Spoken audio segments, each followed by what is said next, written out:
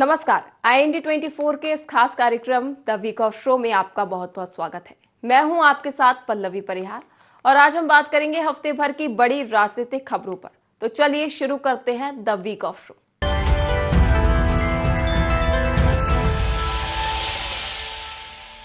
मध्य प्रदेश कांग्रेस में अंदरूनी सियासत फिर सुर्खियों में है।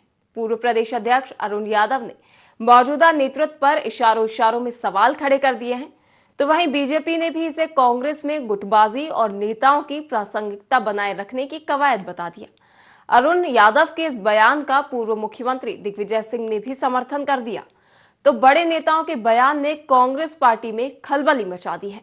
तो वहीं इस पर देखिए ये खास रिपोर्ट। मध्य प्रदेश कांग्रेस में अंदरूनी सियासत सुर्खियों में है। पूर्व प्रदेश अध्यक्ष अरुण यादव ने मौजूदा नेतृत्व पर इशारों में सवाल खड़े कर दिए, तो बीजेपी ने भी इसे कांग्रेस में गुटबाजी और नेताओं की प्रासंगिकता बनाए रखने की कवायद बता दिया। दरअसल कांग्रेस के वरिष्ठ नेता पूर्व केंद्रीय मंत्री अरुण यादव ने सोशल मीडिया पर एक पोस्ट की, जिसमें उन्होंने लिखा कि सिर्फ भाषणों और बयानों से जहरीली विचारधाराओं से संघर्ष करना नामुमकिन है। सभी को साथ रखकर अपनी विचारधारा को लेकर समन्वय और एकजुटता से हम संघर्ष करेंगे, तभी प्रदेश में हमारी सरकार बनाने का सपना साकार होगा। जिस साहस और ईमानदारी के साथ हमारे नेता राहुल गांधी संघर्ष कर रहे हैं, उसका 1% भी मध्य प्रदेश में हम अंगीकार कर लें तो संघर्ष की राह आसान हो जाएगी। अरुण यादव के इस बयान का पूर्व मुख्यमंत्री दिग्विजय सिंह ने भी समर्थन कर दिया। दिग्विजय ने उनके सोशल मीडिया पोस्ट को शेयर करते हुए कहा कि ये समय कांग्रेस संगठन को वैचारिक मजबूती देने का है। दो बड़े नेताओं के बयान ने कांग्रेस पार्टी में खलबली मचा दी। हालांकि कांग्रेस नेता दावा कर रहे हैं कि अरुण यादव ने पार्टी लाइन की बात रखी है और यही बात पार्टी के सभी बड़े नेता भी कह रहे हैं। इसके दूसरे अर्थ न निकाले जाएं। अरुण यादव का कांग्रेस नेतृत्व पर निशाना, सिर्फ भाषणों और बयानों से नहीं होगा संघर्ष, वैचारिक और सतही लड़ाई जरूरी। राहुल गांधी की तरह साहस और ईमानदारी अपनाने की सलाह, सभी को साथ लेकर ही बनेगी सरकार। पूर्व सीएम दिग्विजय सिंह ने भी दिया साथ। अरुण यादव जी ने जो बात रखी है वो पार्टी लाइन की रखी है। उन्होंने हर कार्यकर्ता को एकजुट होने की बात कही है। यही बात जीतू पटवारी जी भी कह रहे हैं, यही बात दिग्विजय सिंह जी भी कह रहे हैं, यही बात कमलनाथ जी भी कह रहे हैं, यही बात उमंग सिंगार जी भी कह रहे हैं, यही बात हर कांग्रेस का नेता कह रहा है, क्योंकि हमें एकजुट होना है, एक प्लेटफॉर्म पे आना है, मजबूती से कांग्रेस पार्टी के लिए काम करना है। अरुण यादव जी ने जो बात कही है उससे प्रदेश अध्यक्ष महोदय और हर कांग्रेस का वरिष्ठ नेता और हर कार्यकर्ता सहमत है। अरुण यादव जी की जो बात है इसको किसी और बयान से जोड़ना अनुचित है। वहीं अरुण यादव के बयान के बाद बीजेपी को भी कांग्रेस को घेरने का मौका मिल गया। बीजेपी के प्रदेश मीडिया प्रभारी आशीष अग्रवाल ने तंज कसते हुए कहा कि जब कांग्रेस के नेता ही आपस में तालमेल नहीं बैठा पा रहे तो वे प्रदेश की जनता का विश्वास कैसे जीत पाएंगे। अरुण यादव ने निशाना तो वर्तमान नेतृत्व और जीतू पटवारी पर साधा है।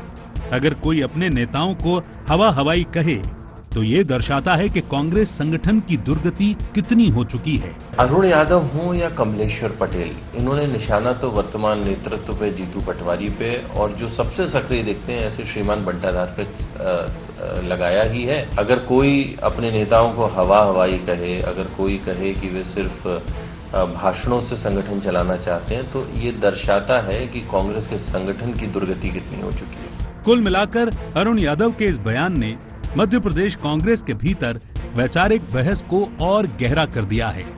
एक ओर पार्टी नेता वैचारिक संघर्ष की बात कर रहे हैं, तो दूसरी ओर बीजेपी इसे कांग्रेस की कमजोरी और गुटबाजी का प्रमाण बता रही है।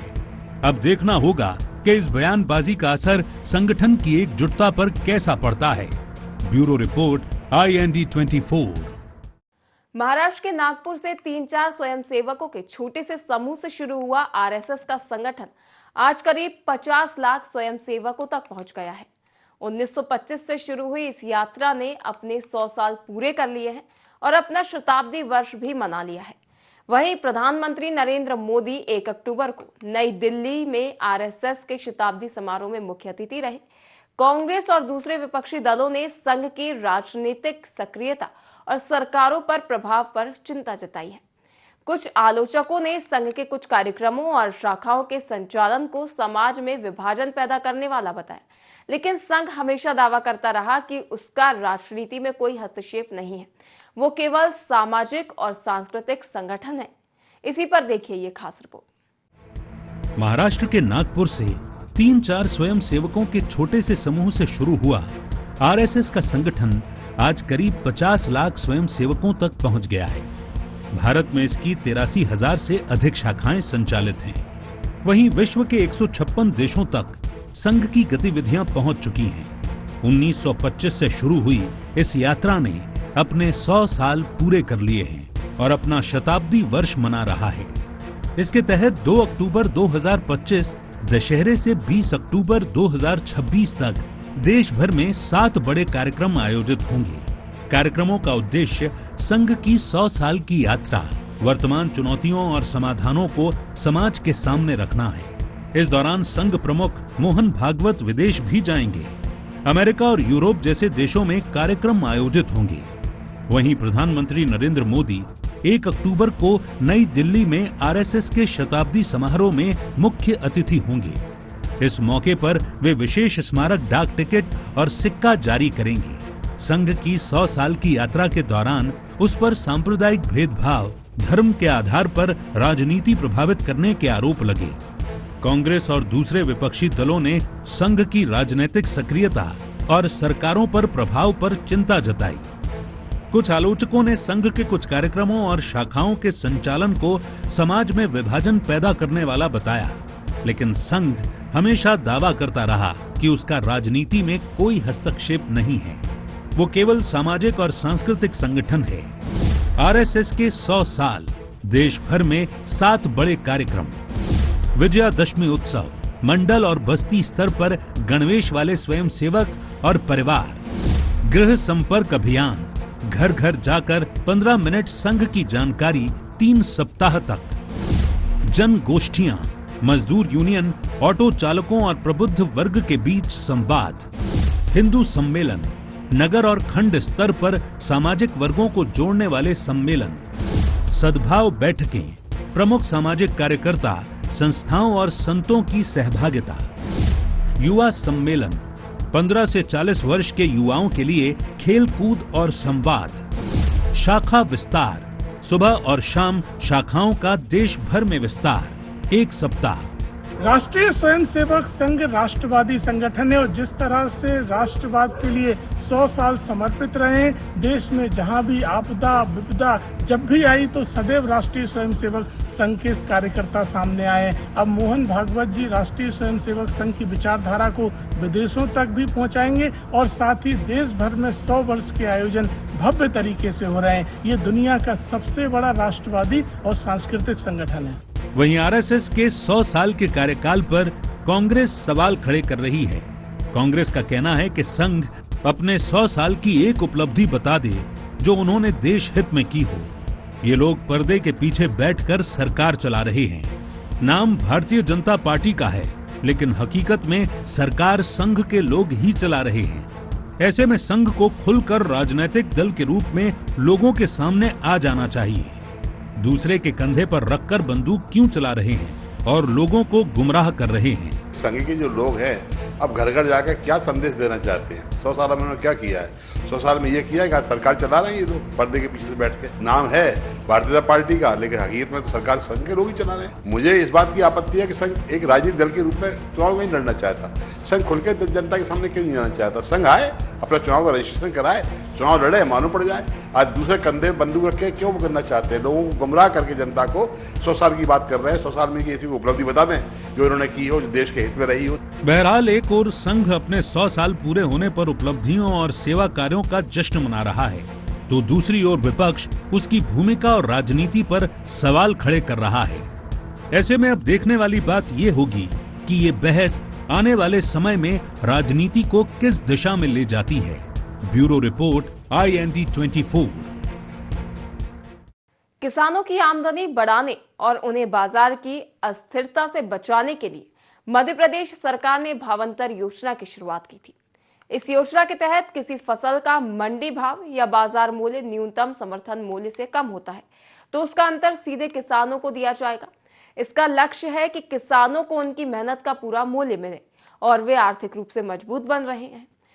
डॉक्टर मोहन यादव सरकार ने इस योजना के तहत पंजीयन प्रक्रिया शुरू कर दी है ताकि ज्यादा से ज्यादा किसान इसका लाभ उठा सके।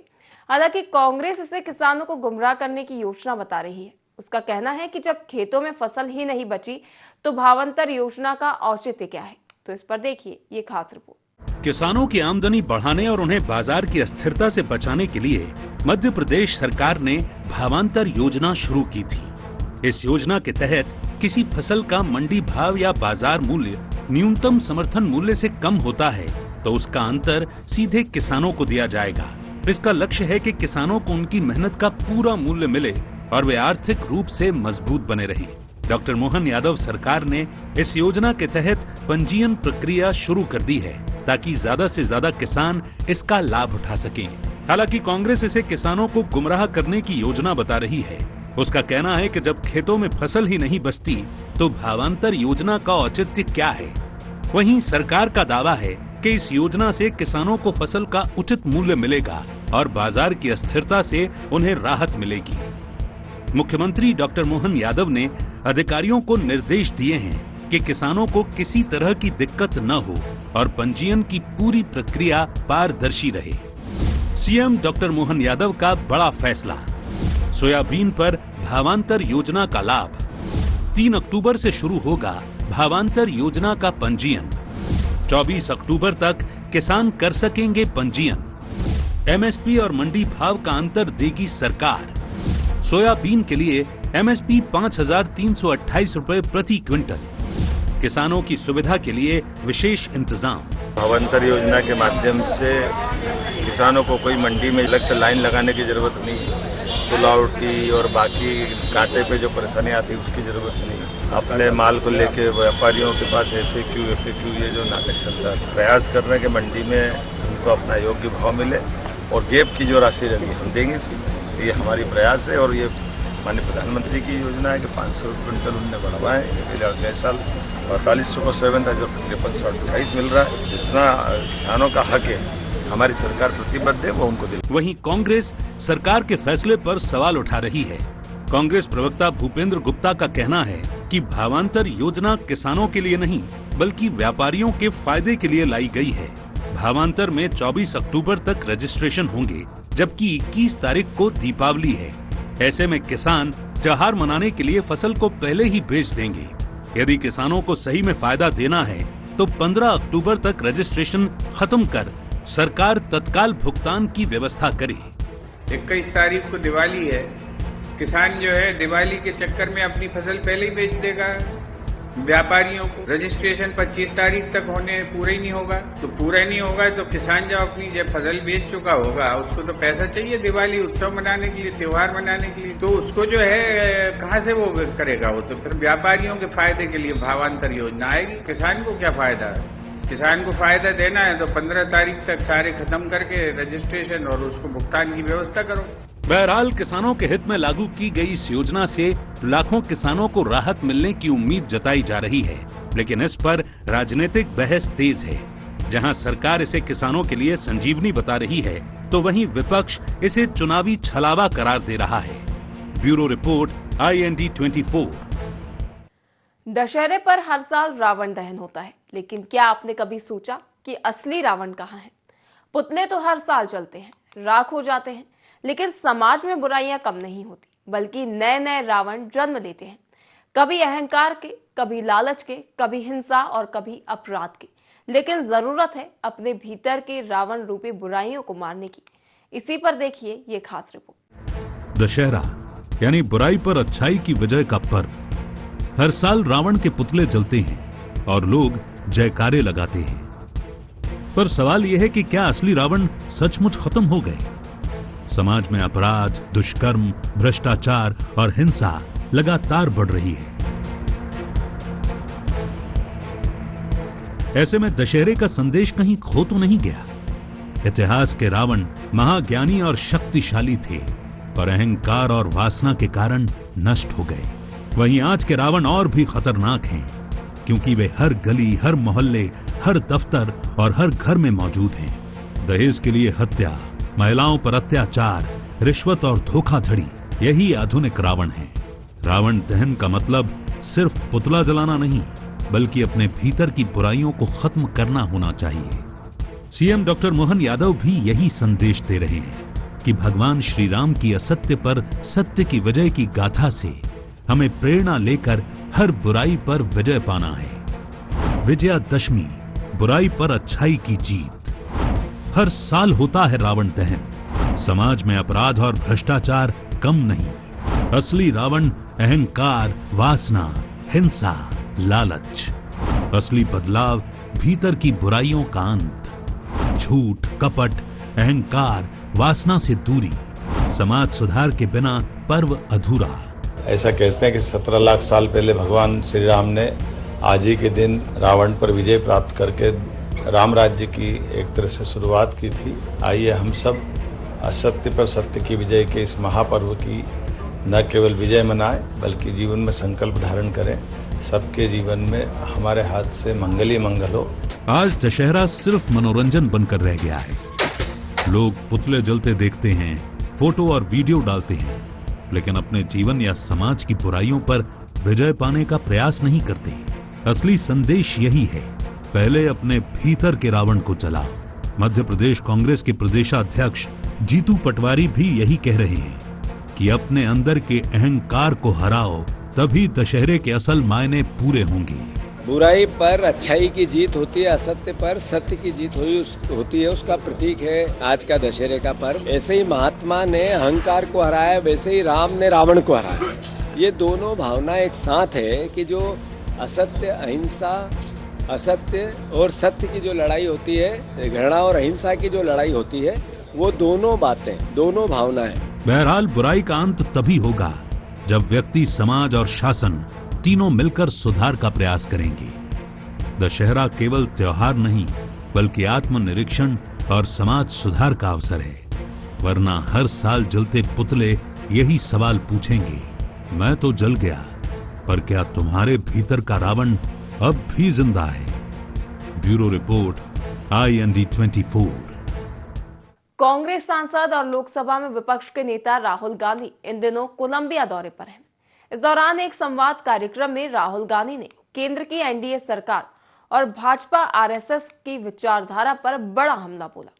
उन्होंने भाजपा RSS की विचारधारा को कायरतापूर्ण बताया और विदेश मंत्री के पुराने बयान का हवाला देते हुए कहा कि भाजपा की विचारधारा में डर और हार मान लेने की प्रवृत्ति झलकती है।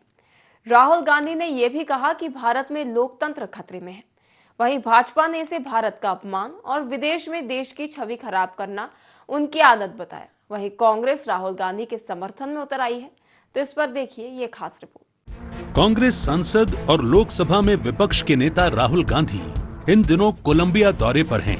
इस दौरान मेडलिन के EIA विश्वविद्यालय में आयोजित एक संवाद कार्यक्रम में राहुल गांधी ने केंद्र की NDA सरकार और भाजपा RSS की विचारधारा पर बड़ा हमला बोला।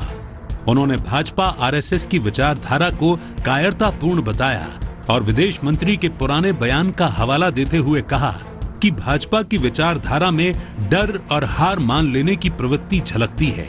राहुल गांधी ने यह भी कहा कि भारत में लोकतंत्र खतरे में है। लोकतांत्रिक संस्थाओं को कमजोर किया जा रहा है और बोलने की आजादी पर अंकुश लगाया जा रहा है। भारत के लोग चीन की तरह का सिस्टम बर्दाश्त नहीं करेंगे। भाजपा ने इसे भारत का अपमान और विदेश में देश की छवि खराब करना उनकी आदत बताया। वहीं कांग्रेस राहुल गांधी के समर्थन में उतर आई। राहुल गांधी के विदेशी मंचों पर बयान। अक्टूबर 2025 कोलंबिया, भाजपा RSS की विचारधारा को बताया कायर। वीर सावरकर और RSS पर सीधा हमला। सितंबर 2024 अमेरिका टेक्सास। RSS मानता है कि भारत एक विचार, हम मानते हैं कि कई विचारों का देश। मार्च 2023 ब्रिटेन कैम्ब्रिज, भारत में लोकतंत्र खतरे में है। RSS को बताया कट्टरपंथी और फांसीवादी संगठन। मई 2023 अमेरिका कैलिफोर्निया, RSS बीजेपी सभी राजनीतिक साधन नियंत्रित कर रहे हैं। गरीब और अल्पसंख्यक असहाय महसूस कर रहे हैं। 2018 ब्रिटेन लंदन, आरएसएस संस्थाओं पर कब्जा करना चाहता है। आरएसएस की सोच मुस्लिम ब्रदरहुड जैसी। Currently there is a wholesale attack on the democratic system in India.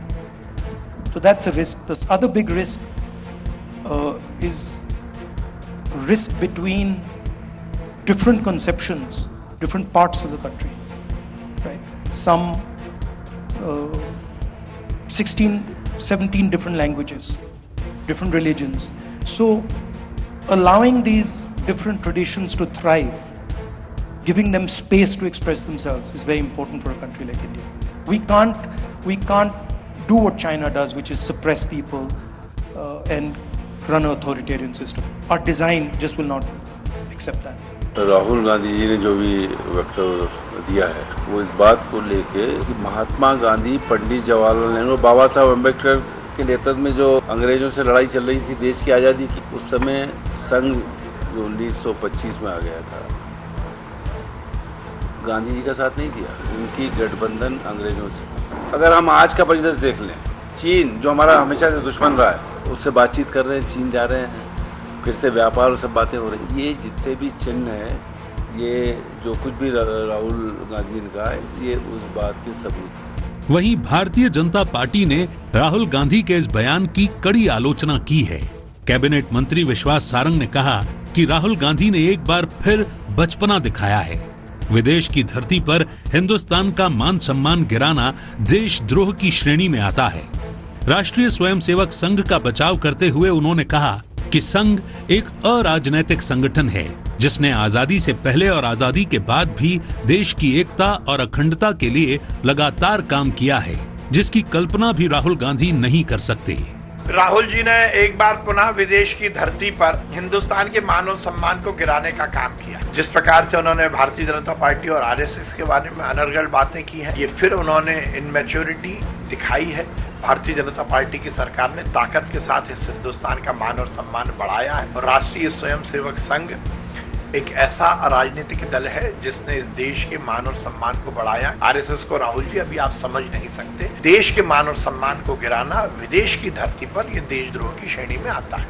बहरहाल राहुल गांधी का ये बयान न सिर्फ कांग्रेस और भाजपा के बीच नई राजनीतिक जंग छेड़ रहा है, बल्कि सवाल ये भी है कि क्या भारत की राजनीति अब घरेलू मुद्दों से निकलकर विदेशी मंचों पर सियासी बयानबाजी का मैदान बनती जा रही है।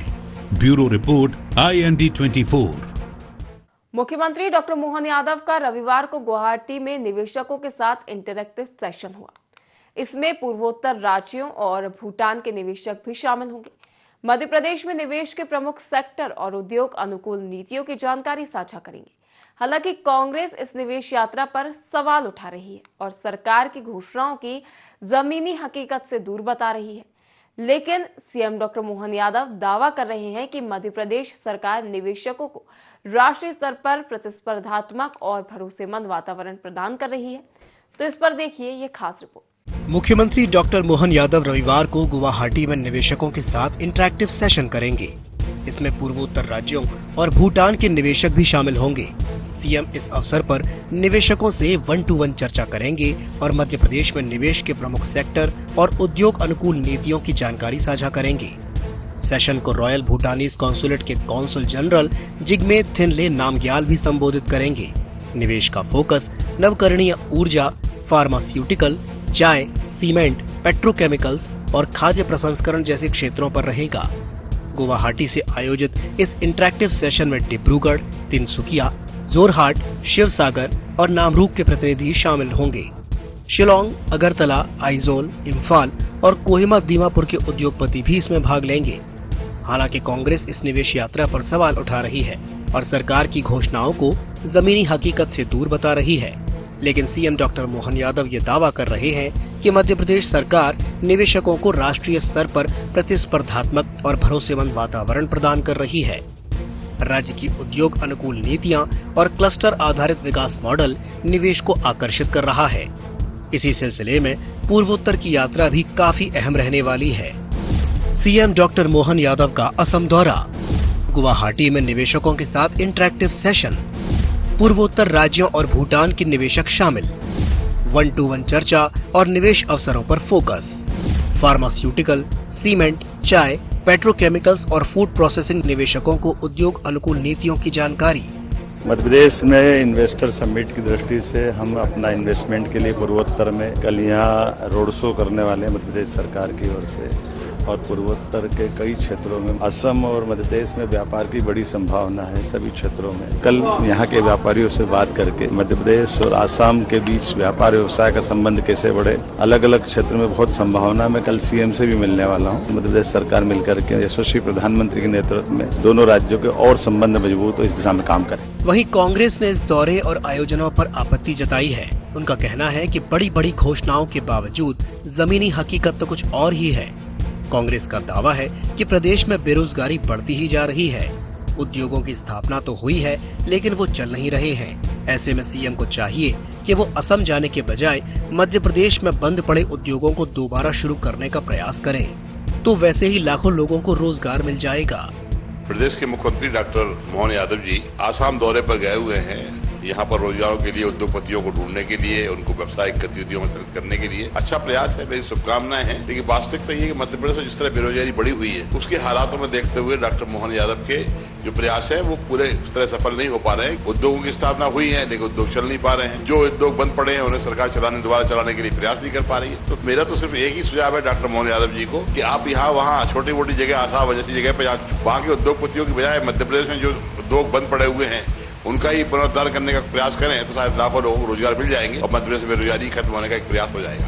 बहरहाल सीएम डॉक्टर मोहन यादव की ये पहल निवेशकों के लिए सकारात्मक संकेत है, जबकि कांग्रेस की आलोचना निवेश के असर और पारदर्शिता पर संतुलित दृष्टि देती है। निवेश और राजनीतिक दृष्टिकोण के बीच ये संतुलन आने वाले समय में राज्य की आर्थिक और राजनीतिक तस्वीर दोनों पर ही असर डालेगा। Bureau report, IND24। तो फिलहाल IND24 के इस खास कार्यक्रम द वीक ऑफ शो में इतना ही। देखते रहिए IND24। नमस्कार।